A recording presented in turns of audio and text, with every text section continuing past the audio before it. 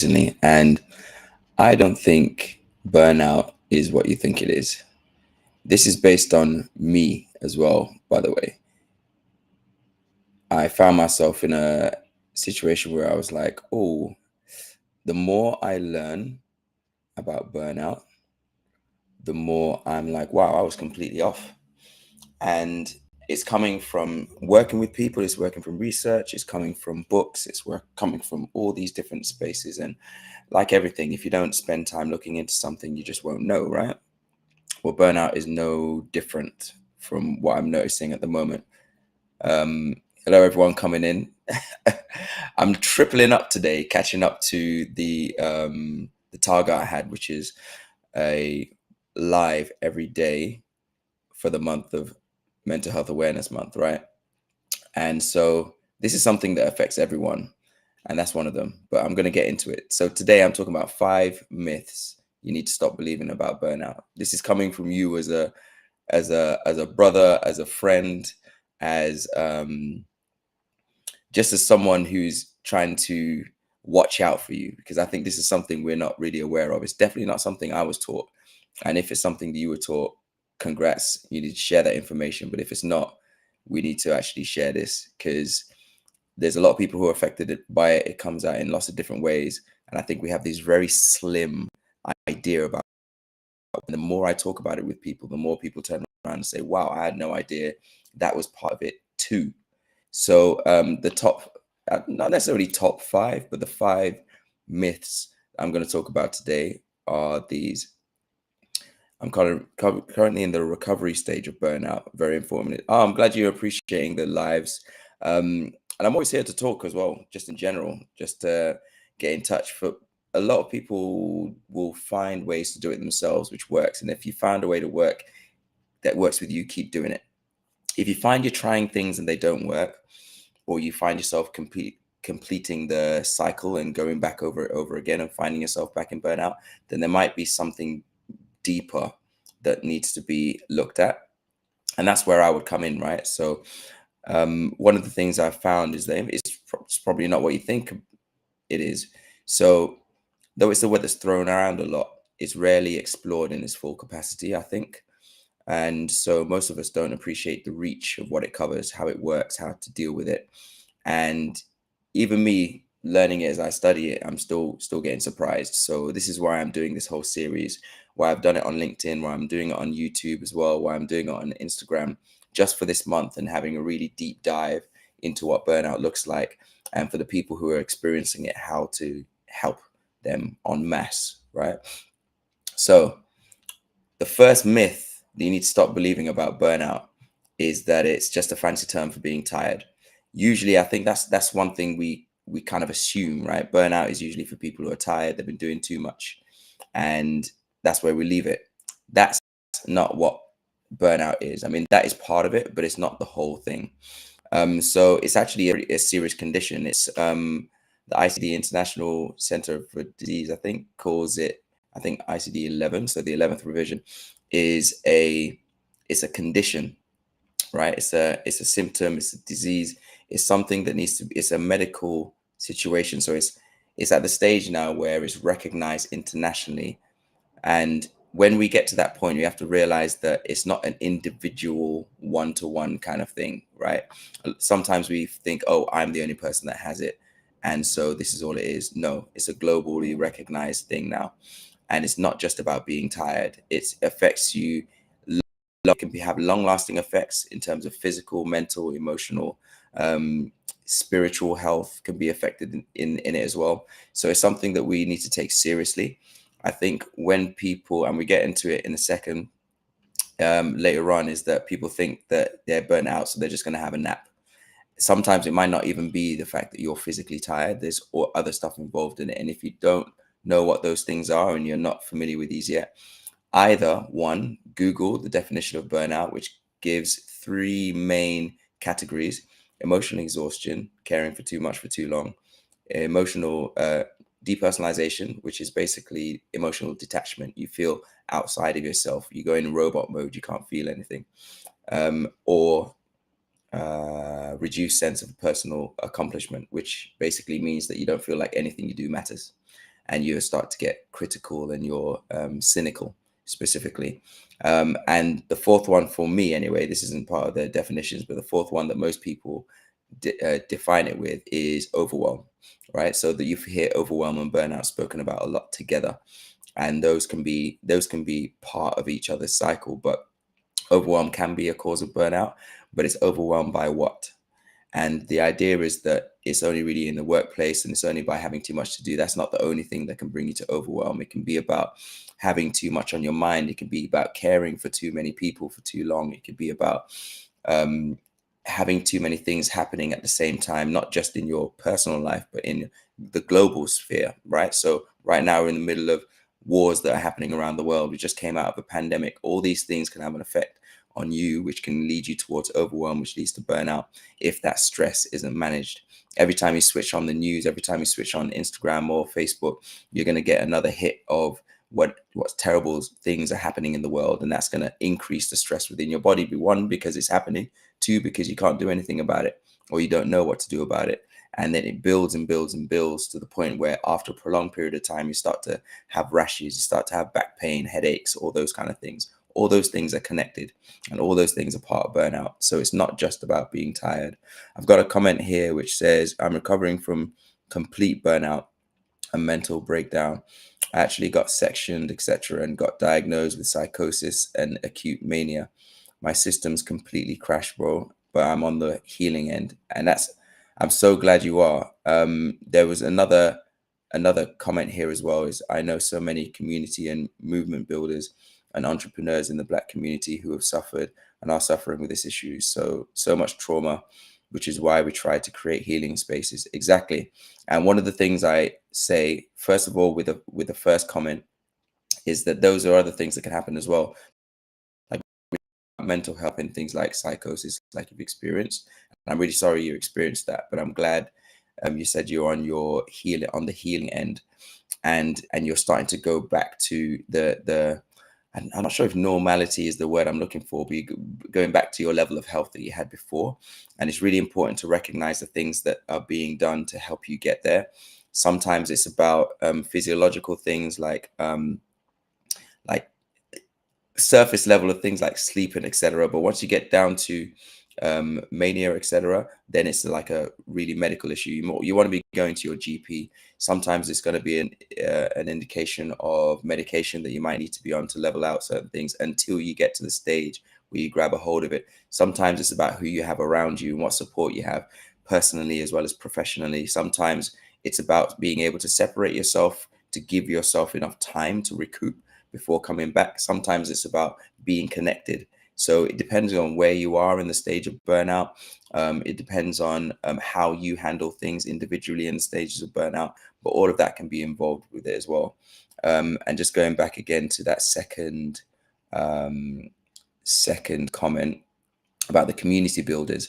One of the things about that is you often take other people's, not burdens, but other people's stresses onto yourself as a community builder. If you're a leader, if you're a leader in the workplace, leader in the community, for example, your role is to be there for other people, to hold space, etc.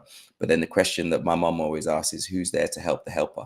Who's there to comfort the comforter? All those kind of things. It's really important, especially for you as a leader, to have a network around you who are going to support you, who are going to pull you aside and say, you need to sleep. Who are going to stop you in the tracks and say, listen, I know you're doing all this stuff, but do you need to add that extra thing on top, or can you delegate that one?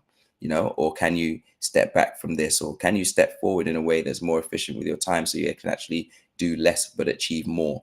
Like, what is it you're trying to get to achieve, and how can we do that in a way that is actually healthy for you and is not going to tear you down? So it's important to look at the different elements of burnout and what we can do about it. There's lots of research about it, but it's not just about being tired. That's the first myth that we need to break, and we need to understand about it. Because if we just think it's tired, we're going to miss the fact that we're experiencing it in lots of other different ways. And if we miss it, then we can't deal with it. The second myth about burnout that we need to unlearn, I guess, is that it only affects high stress professions. So I mentioned before it's ICD-11, right? So that's like a global, it's World Health Organization, but they really, in terms of the definition, look at it in terms of the workplace, right? High stress professional environment. Things like doctors or firefighters, yes, they absolutely are likely to get highly stressed and prolonged stress. And if they don't deal with that stress, then it becomes burnout. But that's not the only place that you're going to find yourself in a high stress situation. Even being a parent is going to be a high stress situation. If you're looking after a young one for your first child, and just the fear of anything potentially going wrong is going to be a high stress situation. Any cough is going to bring stress. Anything that's going to be happening like that, especially if you don't have the support system around you and you're doing it on your own for the first time. Yes, Mercy, good to see you. Welcome, welcome, welcome. But then it could also be teachers, caregivers. We just gave the example of people who are community builders, office workers. All these things, they're all spaces where you're going to have stress. And stress comes at us all the way through life in many different ways. It's not just in one, right? So thinking to yourself, one thing that I try and move away from is the idea of this stress Olympics. So the idea of, oh, I'm not experiencing stress because it doesn't look like this. Thinking that stress only looks in like one way, your stress might manifest for you in a completely different way to someone else, and ignoring it is not going to solve the problem. We've got a comment here that says there is a saying, go where you are loved and take love wherever you go. Oh, I love that. Go where you are loved and take love wherever you go. Too many melanated people are in the wrong spaces to feed mind, body, and soul. Yeah, I remember having a conversation with the Yusufu Jallo, the Calford Prince, and he said to me that sometimes living in the diaspora, you are out of your natural mind, in the sense of when you're back home within your culture, there are certain practices that agree with you, right? You grow up within your household being taught certain things, you move a certain way, you're treated a certain way, you treat other people a certain way. But then when you move out of that context into your local community, your workplace, they live by a completely different set of rules, a completely different set of being, which may not merge well with who you are naturally or how you've been taught to be.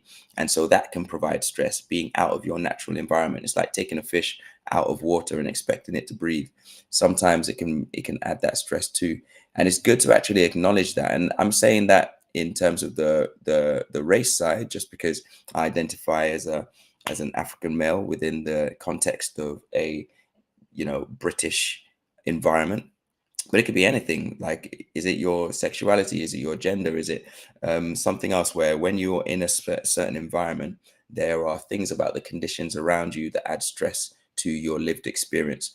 When those things happen, we can sometimes try and shut it out or ignore it and say, "Oh no, it's not really happening," but they are happening. We do feel it. Your body keeps information. It is in our best interest to pay attention to what our body is telling us. When you feel your tense, when your throat gets choked up about something, your body's trying to tell you something. There's something in the environment that doesn't agree. You're uncomfortable in a certain way. Maybe your boundaries or your values are being challenged. Something like that is going on, and that can add stress as well, right? So high stress environments aren't just at the office; they're all over the place, right? So today right now I'm looking at 5 myths we need to stop believing about burnout. Number one, again, is that burnout is just a fancy term for being tired. It's more than that. Number two is that burnout only affects high stress professions like doctors and firefighters. It doesn't. It affects us all in different ways.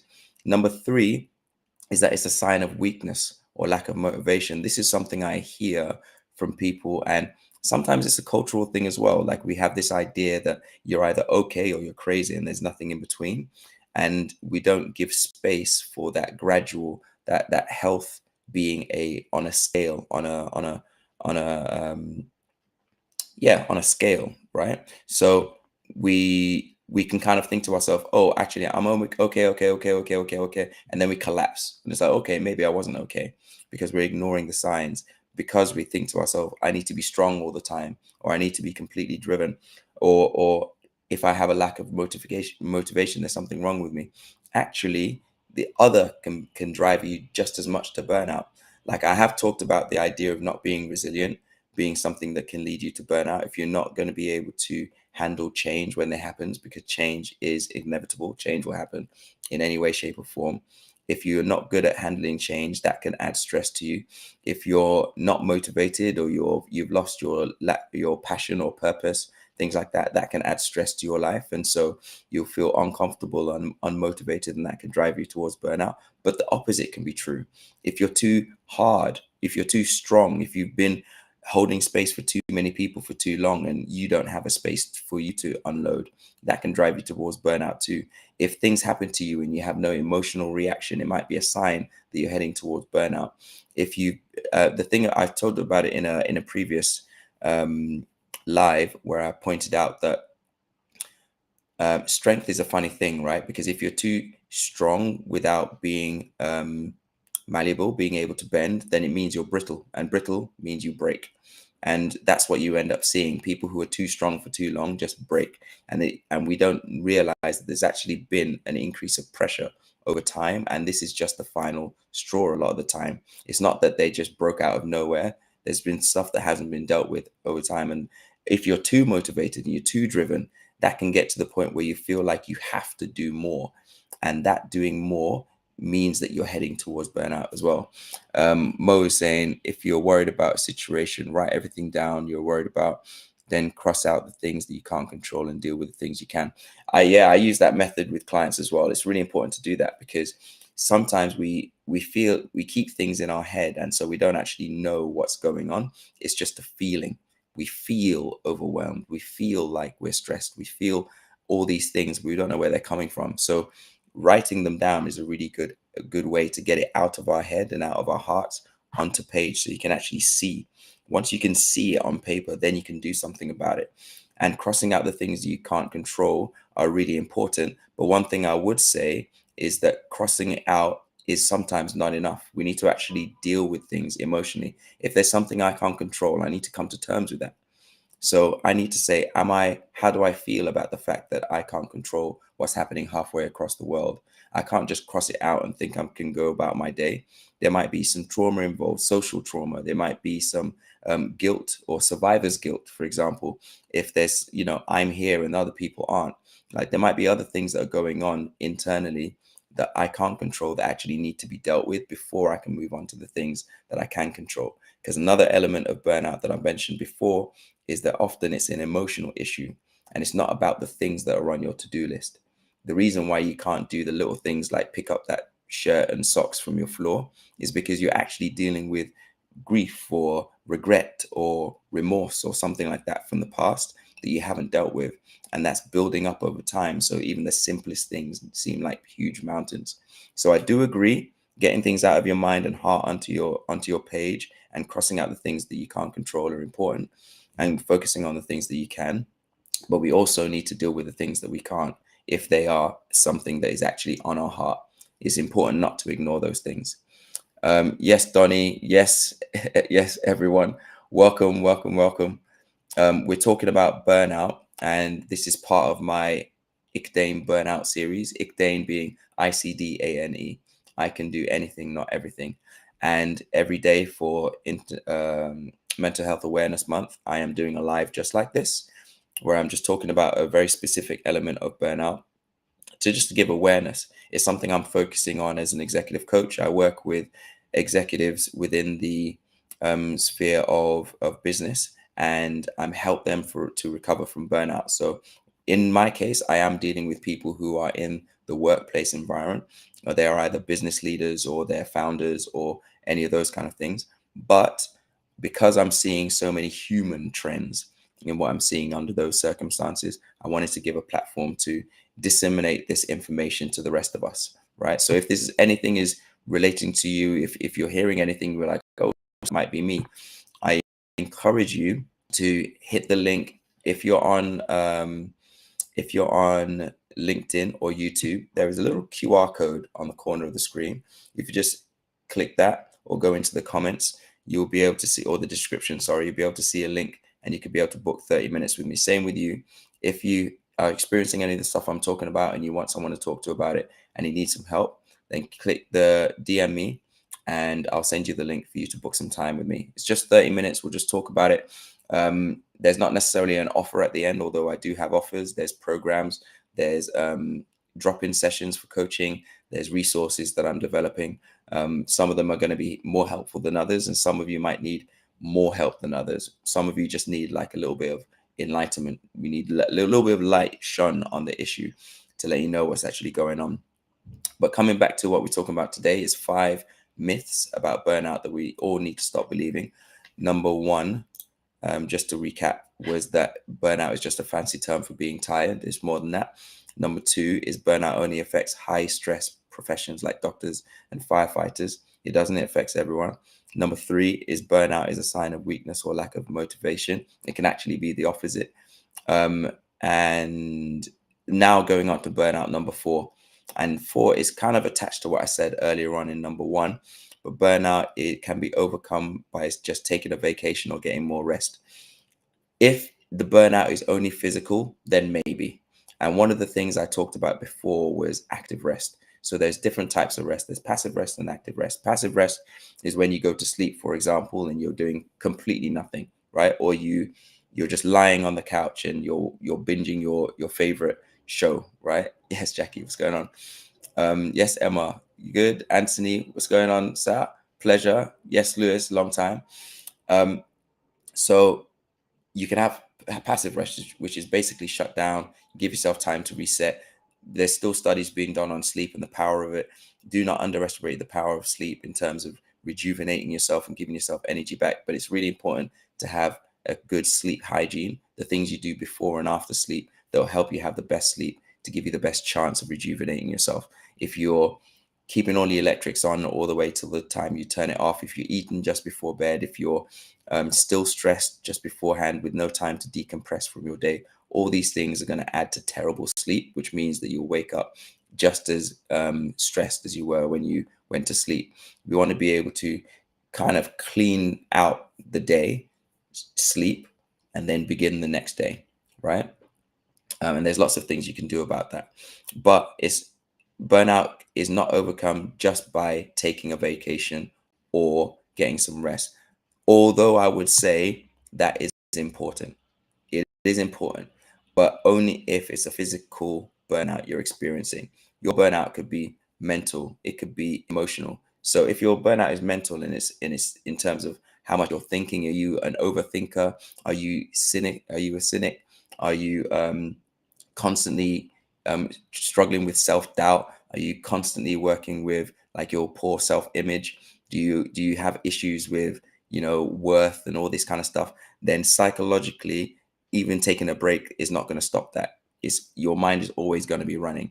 If you're emotionally burnt out and you've been caring for somebody who's going through a difficult time, if you've been the person people come to for support and no one's there to support you, if you been listening to or learning how to take care of people who are in transition, for example, like that's going to be something that's going to be not dealt with by taking a holiday, although you need that holiday, right?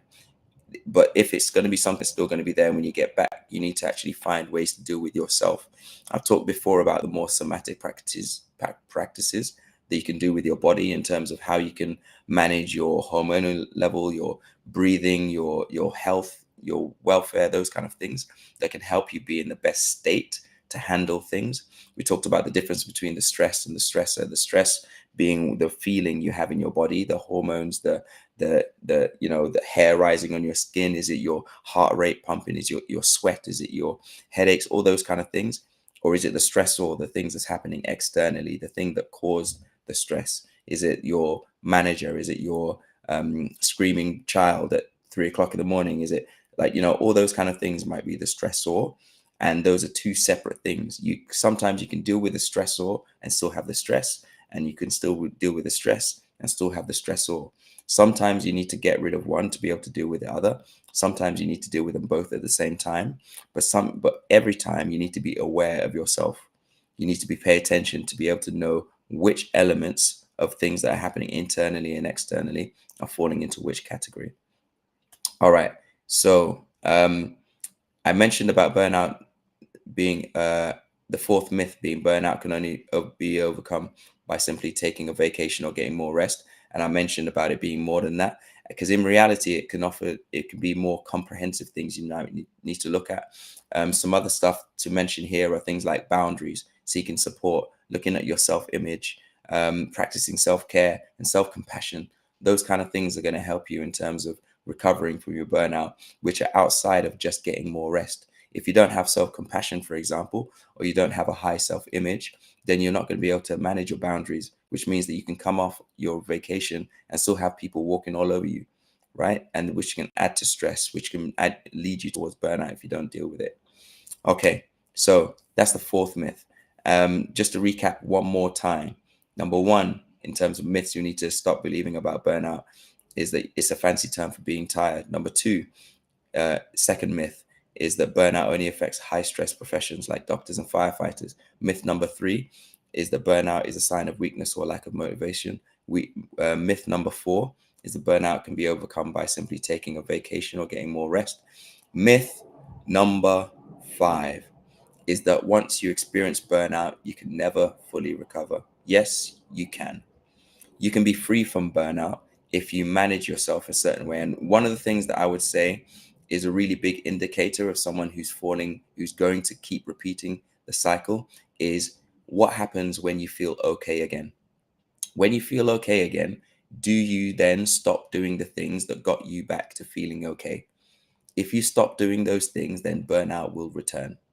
The simplest trick to stop that cycle and break that loop is to continue to do the things that got you out of burnout, even when you don't experience burnout.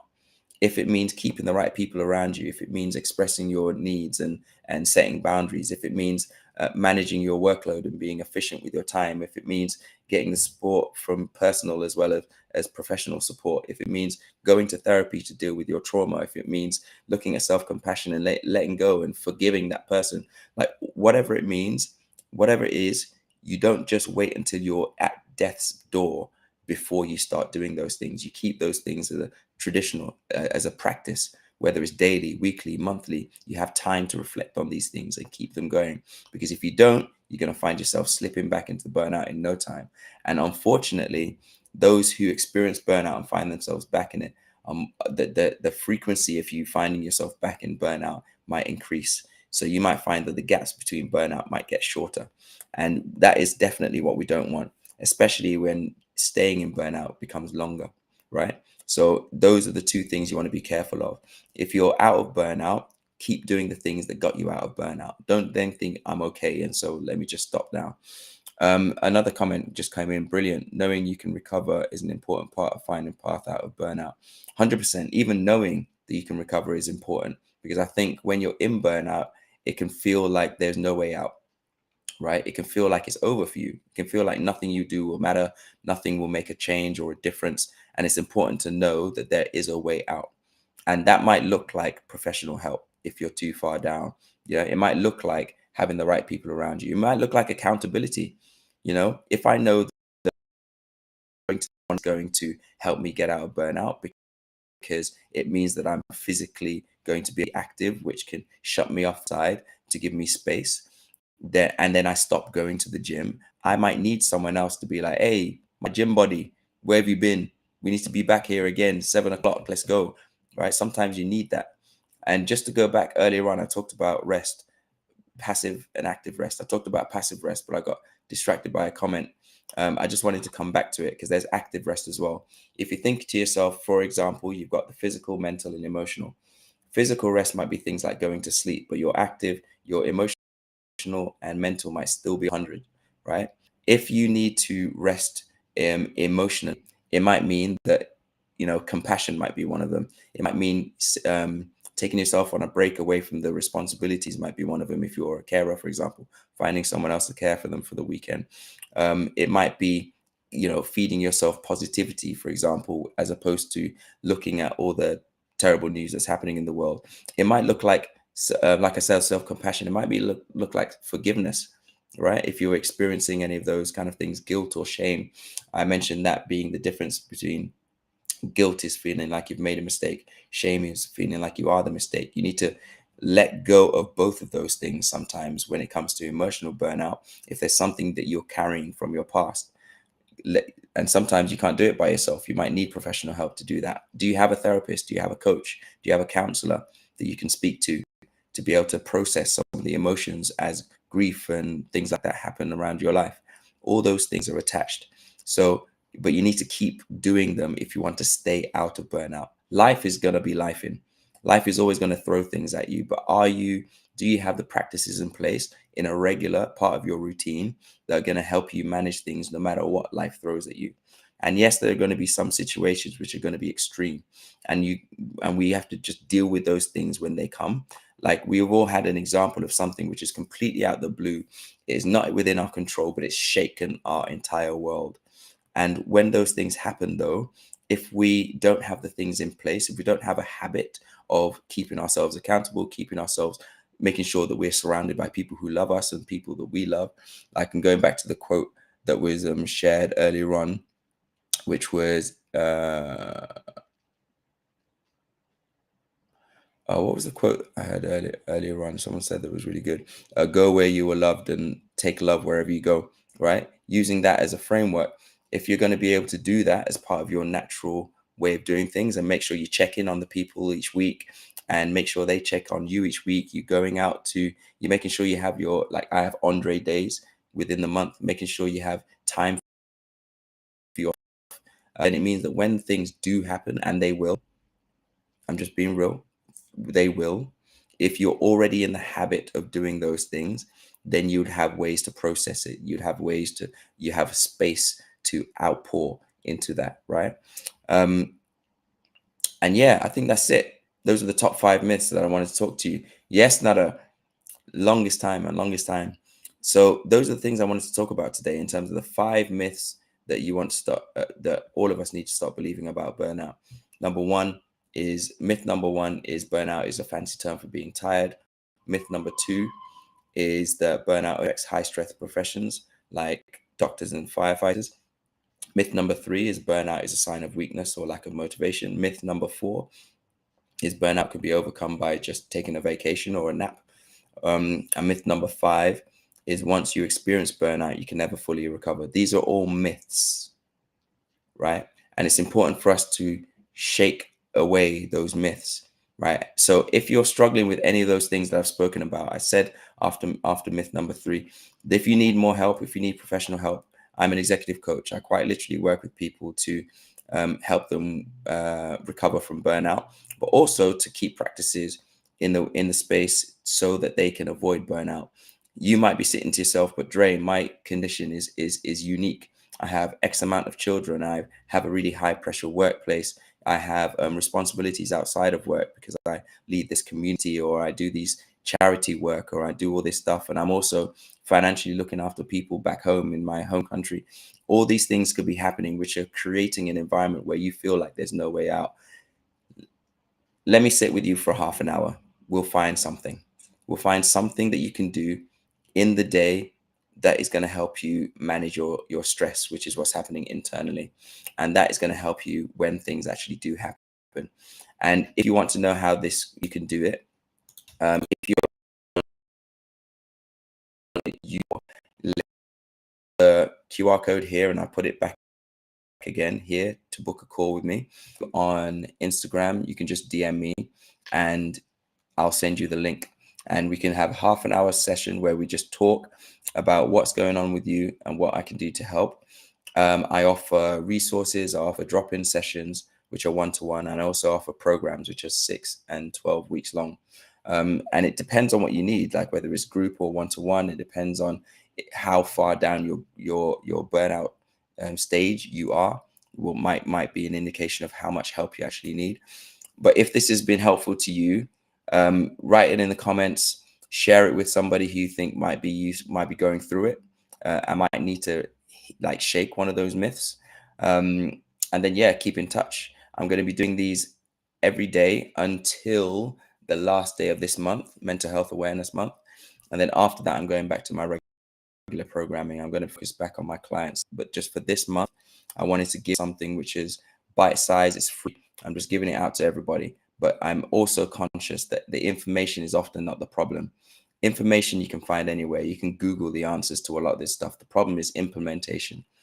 How do we get to a stage where we put these practices into place when there's chaos going on around us? How do we deal with things emotionally when we're also trying to be functional because we have children to feed and we have a workplace environment where we need to be efficient with our time, etc.?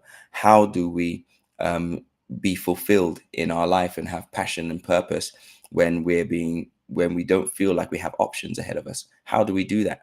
So this is where I come in to help people in that scenario, so you can build your fulfillment, so you can build your physical, mental, emotional, spiritual well-being, so you can feel balanced again, and so you can start making your journey back towards the healthy state that you were before, and stay there, right? And don't wait. If this is something that's resonated with you, do something about it now. Like, you deserve that at least, right? So if you need that, like I said, book a call with me on here on YouTube or and LinkedIn. And if you're on Instagram, DM me and let's talk. Let's let today be the first day of the rest of your life. Let it change. Let this be the last day you experience what you're experiencing right now, so that in the future, 10 years down the line, you won't even remember what it felt like, right? So that's what I'm here to do. And in the meantime, make sure you eat well, sleep well, be merry, have enough water, hydrate yourself, but then also you got your right people around you, because you're not meant to be alone. Yeah, we're meant for people. We're meant to be communal creatures. Yes, everyone. I'm going to log off with that. And if you have any questions or any topics specifically, or any challenges you have that you want me to cover, this is your time to do it. Put it in the chats and put it in the comments. I'm going to keep this as alive as a reel. Keep it in the comments, and I'll do a whole video answering it if you have a question. But only until the end of this month. So if you have a question, if you have a challenge, make sure you do it this month, because otherwise I won't have time to get back to it. All right. Enjoy the rest of your day. I'll be back again with one last session, I think maybe around 4 o'clock. So if you're around then and you have any questions, then you can come back then. I'm not sure what I'm going to be talking about at that point, but I will be back around 4 o'clock. So enjoy the sunshine if you see it outside of your window. Make sure you get outside, connect with nature, breathe deeply, let it circulate within your body, right? Let your oxygen do what it needs to. Breathe deep all the way down to your stomach, right? And then release everything that you need to release. And in the meantime, until 4 o'clock, I'll see you back here.